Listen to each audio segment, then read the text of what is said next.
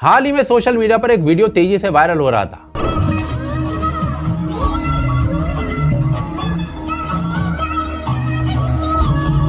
यह वीडियो किसी night club या बार का नहीं था, यह वीडियो एक स्कूल का था। बताया जा रहा है कि यह वीडियो पश्चिमी बंगाल के 24th नॉर्थ परगना जिले के कदमतला में स्थित जीवन ज्योति मॉडल स्कूल के एक कार्यक्रम का है। सबसे चौंकाने वाली बात यही है कि ये सब एक स्कूल के कार्यक्रम में हो रहा है। मंच पर ये जो कुछ भी प्रदर्शन हो रहा था और जो सामने ऑडियंस बैठी थी, उनमें ज्यादातर दोनों में छोटे छोटे बच्चे शामिल थे। स्कूल एक ऐसी जगह मानी जाती है जहां बच्चे केवल किताबों की पढ़ाई नहीं करते बल्कि वैल्यूज, डिसिप्लिन और सोशल बिहेवियर भी सीखते हैं। लेकिन जब उसी स्कूल के मंच पर इस तरीके का प्रदर्शन होने लगता है तो सवाल उठना स्वाभाविक है कि बच्चों को आखिर सिखाया क्या जा रहा है भाई। एनीवेज, वीडियो वायरल होने के बाद कई लोगों ने इस पर गुस्सा जताया। लोगों का कहना था कि स्कूल मैनेजमेंट को कम से कम इतनी कॉमन सेंस तो होनी चाहिए कि बच्चों के सामने किस तरीके के कार्यक्रम आयोजित किए जाते हैं। एजुकेशन का स्थान अगर इस तरीके के एंटरटेनमेंट में बदलने लगे तो ये केवल एक इवेंट की समस्या नहीं रहती है बल्कि पूरे एजुकेशन सिस्टम पर इससे सवाल उठता है। लेकिन सच पता है क्या है?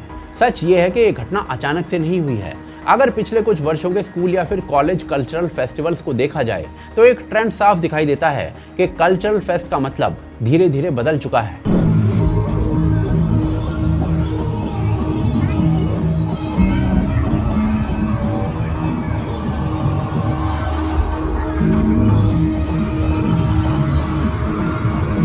एक समय था जब कॉलेज फेस्ट का मतलब टैलेंट को शोकेस करना होता था।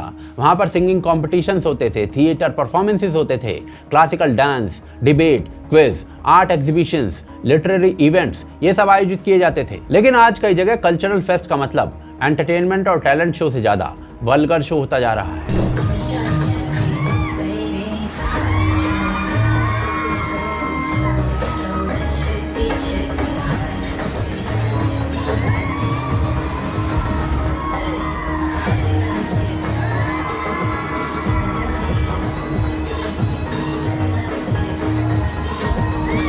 आज सोशल मीडिया पर हर दूसरे दिन कोई ना कोई ऐसा वीडियो वायरल होता है जिसमें कॉलेज स्टेज पर किसी आइटम सॉन्ग पर वल्गर डांस हो रहा होता है।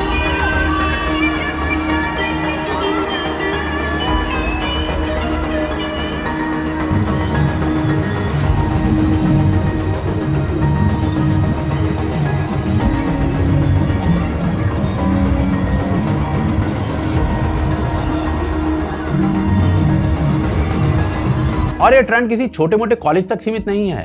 प्राइवेट यूनिवर्सिटी से लेकर बड़े बड़े इंस्टीट्यूट्स तक ये ट्रेंड देखा जा रहा है।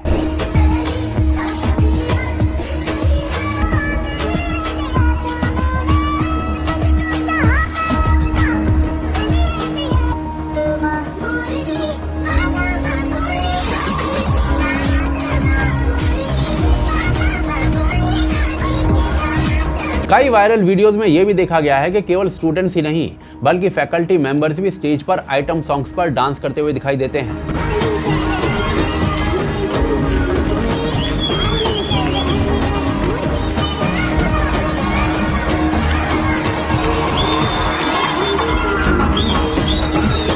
नोएडा, दिल्ली, रुड़की और अन्य कई कैंपसेस के ऐसे वीडियोस इंटरनेट पर सर्कुलेट होते रहते हैं।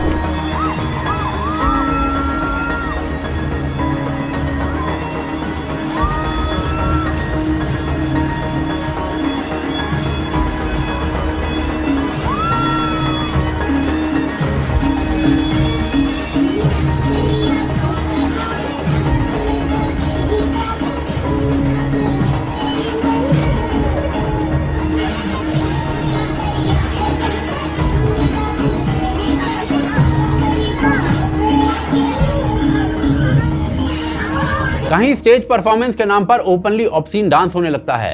कई बार क्राउड भी अनकंट्रोल्ड हो जाता है और पूरा इवेंट बर्बाद हो जाता है।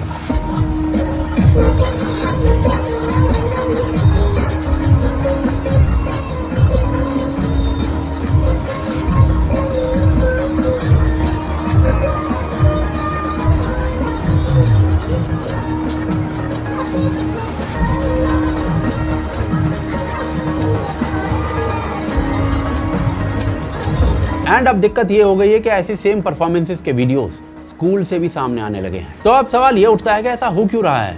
इसका जवाब समझने के लिए हमें थोड़ा सा फिल्मी बैकग्राउंड को चेक करना पड़ेगा।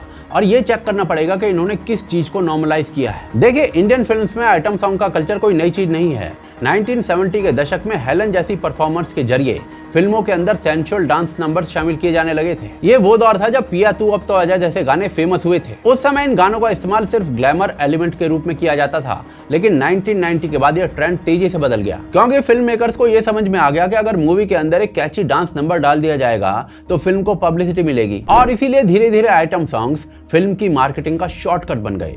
और आज ये स्थिति है कि बॉलीवुड की मोस्ट फिल्मों में आज आइटम सॉन्ग एक रूटीन बन चुका है। इन गानों की सिनेमेटोग्राफी, कैमरा एंगल्स और लिरिक्स का फोकस अक्सर फीमेल की बॉडी को हाईलाइट करने पर रहता है। इनफैक्ट आज आइटम सॉन्ग के बिना ज्यादातर फिल्में पूरी नहीं होती हैं, चाहे उस फिल्म के अंदर आइटम सॉन्ग का सर पैर ना हो। 2019 में यूनिवर्सिटी ऑफ साउथ फ्लोरिडा की एक रिसर्च में ये पाया गया कि बॉलीवुड के लगभग 50% से अधिक आइटम सॉन्ग्स में विमेन को विजुअली या फिर बिहेवियर से ऑब्जेक्टिफाई किया गया है, यानी कि उन्हें कहानी के किरदार की तरह नहीं बल्कि विजुअल अट्रैक्शन के ऑब्जेक्ट की तरह प्रस्तुत किया गया है। और आज ये परसेंटेज शायद और भी ज्यादा हो चुकी है। और भाई, जब इस तरीके की चीजें फिल्मों में नॉर्मल कर दी जाती हैं तो इसका प्रभाव सोसाइटी पर भी पड़ता ही है।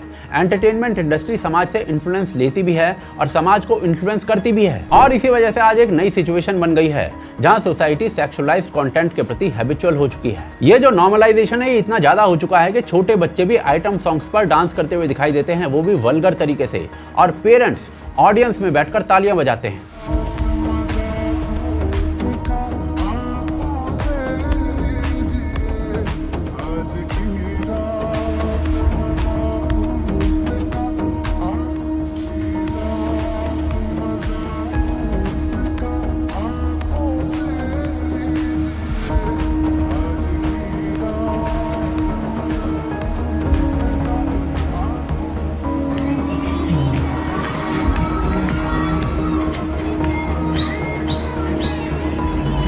और आज ये चीज महामारी की तरह सोसाइटी में फैल रही है।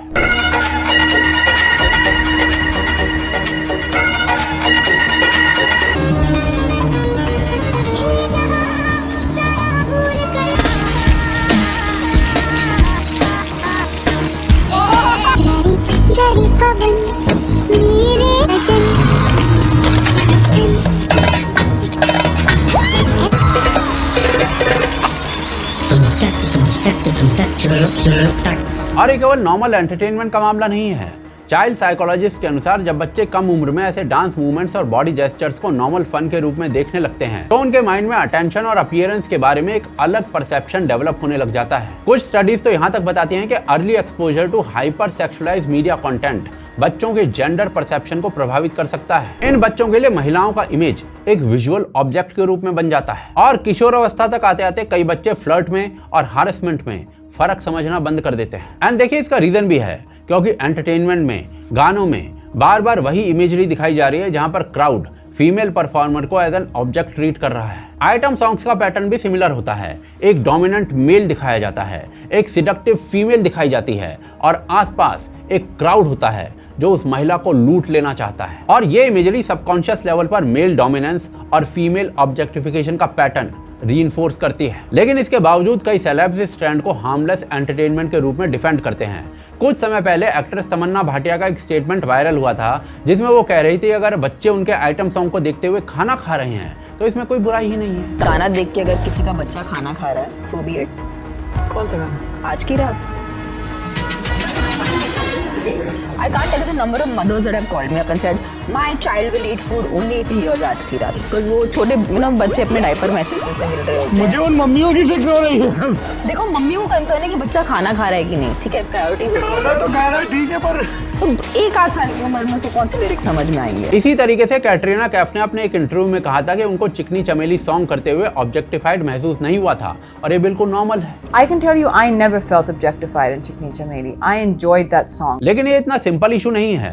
एंटरटेनमेंट धीरे धीरे सोशल एटीट्यूड्स को शेप करता है। अगर सोसाइटी में बार बार एक ही तरीके की इमेजरी दिखाई जाएगी तो उसका असर लोगों की सोच पर पड़ेगा ही। और जब फिल्म के पर्दे से निकलकर ये ट्रेंड कॉलेज की स्टेज तक पहुंच जाता है तो प्रॉब्लम भयंकर हो जाती है। एक तरफ देश डिजिटल इंडिया, स्टार्टअप इंडिया और विकसित भारत जैसे कैंपेन्स चला रहा है, और दूसरी तरफ कैंपसेस में कई बार cultural festivals beer bar events में बदल जाते हैं। और अब भाई साहब, फिल्मी पर्दों से कॉलेज तक पहुंचने के बाद ये बीमारी स्कूल्स तक पहुंचने लग गई है। सोशल मीडिया के इस दौर में बोल्डनेस और एम्पावरमेंट के बीच का जो फर्क है वो ब्लर हो चुका है। वल्गैरिटी को एम्पावरमेंट माना जा रहा है। देखिए, डांस या एंटरटेनमेंट गलत नहीं है। स्कूल और कॉलेज लाइफ में सेलिब्रेशन और फन होना ही चाहिए, पर फन के नाम पर अगर स्कूल की बच्चियों को भी ऑब्जेक्टिफाई किया जाएगा तो शायद हमें एज ए सोसाइटी डूब कर मर जाना चाहिए।